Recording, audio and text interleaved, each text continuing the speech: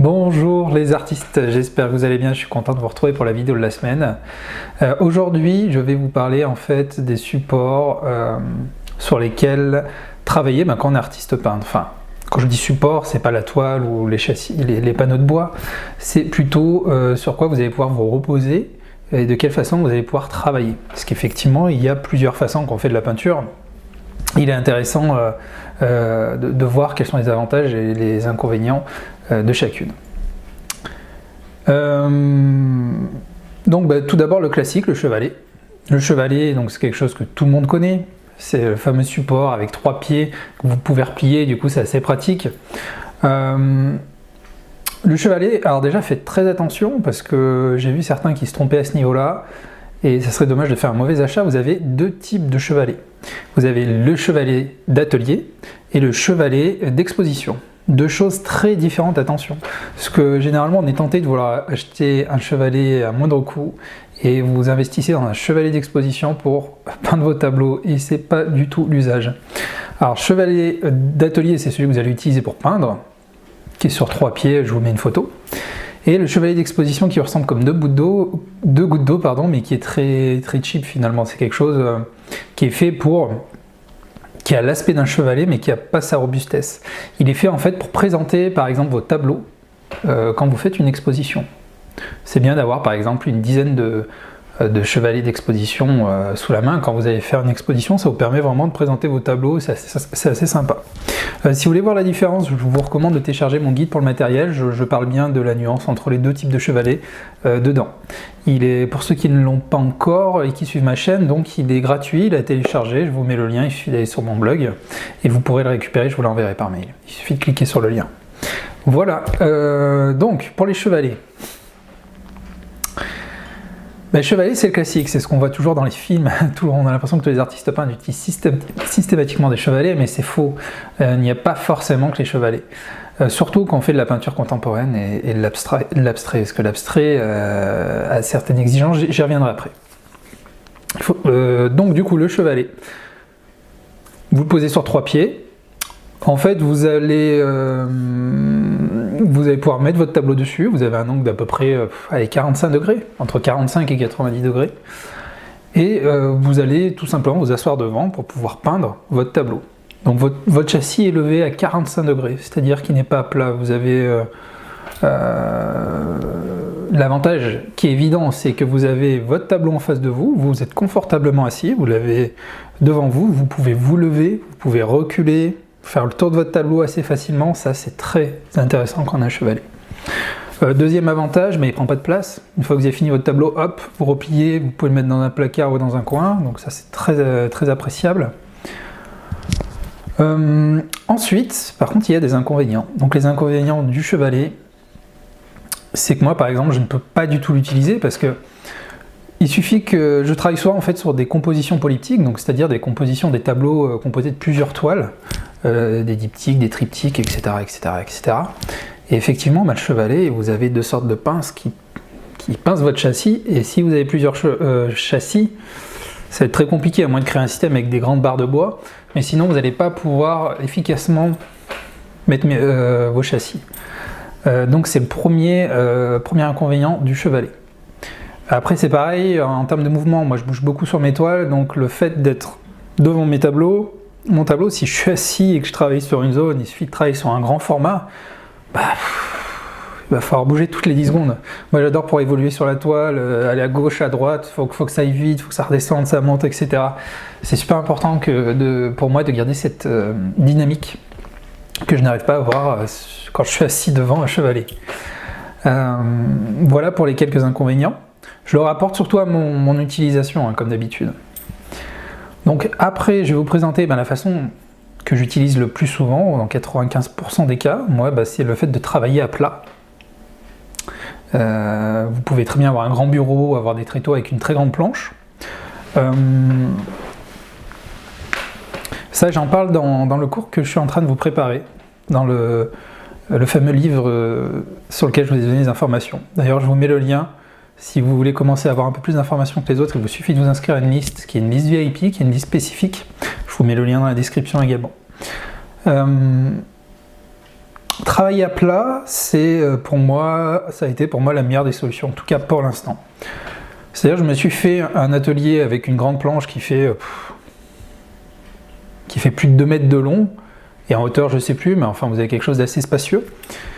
L'avantage, il est évident, c'est que vous pouvez en fait poser vos châssis les uns à côté des autres. Si je fais un triptyque, je mets mes 3 châssis posés à plat, les uns contre les autres, et j'ai pas de souci. En termes de mouvement, c'est très pratique aussi, je peux évoluer, je peux bouger, parce que je reste debout finalement. Certains travaillent à plat mais assis, moi je privilégie, vu que je veux du dynamisme, je reste debout. Effectivement, ceux qui ont des problèmes de dos ou autre, au bout d'un moment, ça commence à tirer dans le dos, dans le cou, éventuellement dans les bras aussi. Mais voilà, on n'a rien sans rien. L'autre avantage, c'est que vous pouvez travailler sur des pièces très très grandes.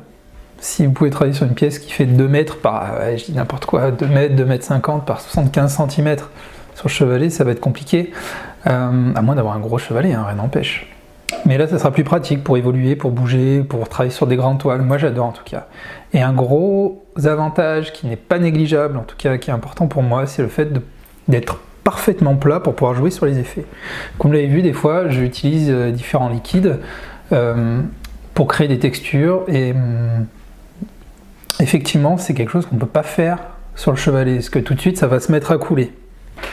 Alors, on peut utiliser l'effet de couleur sur le chevalet pour faire d'autres choses, mais en tout cas, si vous voulez faire stagner de l'eau sur une toile à plat, il n'y a pas d'autre façon d'être à plat. Donc il faut même mettre à plat, travailler avec un niveau pour être sûr que tout soit parfaitement droit, c'est assez délicat. Mais voilà donc un des autres avantages. Ensuite, les inconvénients, je vous l'ai dit, vous n'êtes pas assis, donc des petites douleurs à droite à gauche. Il faut faire attention de bien avoir un établi qui soit assez haut pour pas que vous soyez trop cambré si vous travaillez à plat, donc faites attention à ça, à la hauteur. Moi je me suis souvent fait avoir. Autre inconvénient, et moi j'ai trouvé une petite solution pour ça, mais je l'ai trouvé par hasard d'ailleurs, mais qui me sauve la vie maintenant, qui est très important pour moi, c'est quand on travaille à plat, on arrive difficilement à prendre du recul. Vous allez voir que si vous travaillez sur des grandes toiles qui font plus de 2 mètres, comme je vous le dis toujours, et comme j'en reparle dans mon cours, il faut prendre du recul. Très souvent, plusieurs fois pendant votre création, prendre du recul, il faut reculer, il faut regarder, il faut faire le tour, très important, jamais rester sur une même zone. Et le souci c'est quand vous le faites quand vous travaillez à plat, vous avez beau reculer, vous allez avoir un certain angle, plus vous reculez, moins vous allez voir votre tableau. Donc il faut arriver à gagner de la hauteur, sans avoir besoin de lever les châssis ou de faire je ne sais quoi. Donc du coup, moi ce que je fais, c'est que j'ai un escabeau, une sorte d'échelle escabeau qui est assez haute à côté, qui est à côté de mon établi. Et donc régulièrement je monte dessus. Je monte dessus, je prends un peu de hauteur, je regarde, je redescends, je repeins, etc. Donc si des fois sur des vidéos de démo vous me voyez partir de l'objectif quelques secondes, c'est que je suis en train de monter sur mon échelle, voilà. Ouais, je travaille en toute transparence, je vous dis tout. Mais en tout cas, même si vous êtes en train de rire de mon astuce, vous allez voir, je vous préconise d'essayer, c'est super pratique parce que du coup, vous prenez de la hauteur, sous réserve d'avoir une hauteur de plafond acceptable. Vous allez pouvoir prendre de la hauteur et regarder votre tableau d'un peu plus loin. Et donc ça fonctionne bien. Voilà. Moi, c'est ma façon de travailler. Après, il y a une troisième façon, et il y en a sûrement d'autres. La troisième façon, c'est de travailler contre un mur. Alors moi, j'attends beaucoup d'avoir l'opportunité de travailler de cette façon-là. Généralement, là, vous travaillez à 90 degrés. C'est très très utile pour les très grandes toiles. Le concept est simple. Vous avez par exemple un mur avec des attaches, des clous assez robustes. Vous accrochez une grande toile, comme si elle était accrochée, prête à être exposée, et en fait vous peignez dessus. Moi, mon atelier ne me permet pas de faire ça pour l'instant. Le jour où j'aurai un autre atelier plus grand, et j'y compte bien, je ferai ce genre de choses. Clairement, c'est dans mes objectifs. Mais effectivement, quand je vois certains artistes peintres s'éclater à faire de l'abstrait en peignant directement sur leur tableau qui est contre le mur, c'est génial parce que du coup, vous travaillez directement, vous avez une bonne position, vous pouvez aller en hauteur, en dessous, sans vous faire mal au dos. Parce qu'effectivement, un grand format, vous devez à la fois travailler sur le haut de la toile, le bas, et ça peut tout de suite se jouer sur des mètres, plusieurs mètres. Donc il faut pouvoir être mobile, il faut pouvoir évoluer, atteindre tous les endroits de votre toile, et je pense que c'est le meilleur compromis pour les très grandes toiles. Par contre, c'est un avantage et un inconvénient. Les couleurs, ce que je vous disais tout à l'heure, le fait de pouvoir faire stagner, c'est pas possible. Vous pouvez pas faire stagner d'eau, de produits sur votre toile, parce qu'effectivement ça va couler. Mais par contre, certains maîtrisent, je pense que vous l'avez vu sur YouTube, très très bien les coulures. Ils vont continuer à utiliser un spray avec leur toile au mur, et vont jouer des coulures qu'ils ont pratiquement instantanément avec leur peinture. Et ils arrivent à continuer à peindre, attendre les temps de séchage, alors quelque chose. Ça, je pense, c'est par la maîtrise, c'est par expérience qu'on arrive à avoir des choses sympas. Mais ils arrivent quand même à jouer avec l'eau, malgré que le châssis soit totalement, soit à 90 degrés, quoi. Voilà. Écoutez, moi j'ai fini avec cette vidéo. Je souhaitais vous parler de ça parce que c'est vrai qu'effectivement on a plusieurs. Vous m'avez posé plusieurs questions à ce niveau-là. Moi, je vous ai clairement dit ouvertement ma façon de travailler à plat. C'était, je trouve, la façon la plus polyvalente de pouvoir travailler sur plein de châssis et formats différents, de pouvoir évoluer. Et il n'y a pas de coût finalement, parce que vous achetez 2 tréteaux, une grande planche. Le jour où la planche ne va pas, vous voulez encore plus grand, et vous pouvez acheter une planche plus grande. Hein. C'est ce que j'ai fait plusieurs fois. Et donc, ça fonctionne très très bien.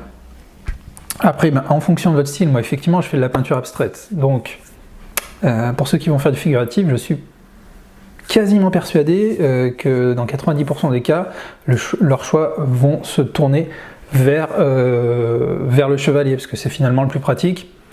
Et puis même pour des notions de lumière, c'est vrai que des fois beaucoup aiment travailler avec la lumière du jour, donc c'est bien de tourner son chevalet vers la lumière du jour, de pouvoir changer les axes, etc. Ça aussi c'est un aspect intéressant. Voilà, enfin c'est un débat, on pourra en parler des heures et des heures. Donc je vais en rester là. En tout cas, je vous remercie, vous êtes de plus en plus nombreux sur ma chaîne et ça me touche beaucoup. Donc comme je vous l'ai dit, j'ai un projet sur lequel je travaille, je mets vraiment toute mon énergie. Un projet, je ne peux pas trop vous en parler pour ceux qui sont intéressés, je vous mets un lien, il suffit de vous inscrire à la liste VIP, c'est gratuit. Hein. C'est juste une autre liste de diffusion sur mon blog dans laquelle je change en fait régulièrement, au moins une fois par semaine, avec vous sur l'avancée de mon livre et des vidéos, de ce que je suis en train de préparer à côté, et qui seront en fait des véritables cours et plus de la démo, on est vraiment dans quelque chose de différent. Donc voilà, si ça vous intéresse, inscrivez-vous, n'hésitez pas à me poser des questions, hein, je vous expliquerai tout ça, il n'y a pas de problème. Pour ceux qui ne me connaissent pas, je m'appelle Anthony Chambaud, je suis artiste peintre contemporain. Je fais de la peinture abstraite depuis plusieurs années et j'ai à la fois un site où je propose mes œuvres et un autre site internet qui est plus tourné donc, pour les artistes peintres débutants, dans lesquels je donne un peu mes tuyaux, mes astuces sur le matériel, sur les techniques, etc. Et donc voilà, donc si la vidéo vous a plu, un petit pouce bleu s'il vous plaît, et puis n'hésitez pas à vous inscrire car vous aurez au moins une vidéo par semaine désormais, et un article associé voilà, sur mon blog. Je vous souhaite une excellente journée, je vous dis merci, et puis à très bientôt.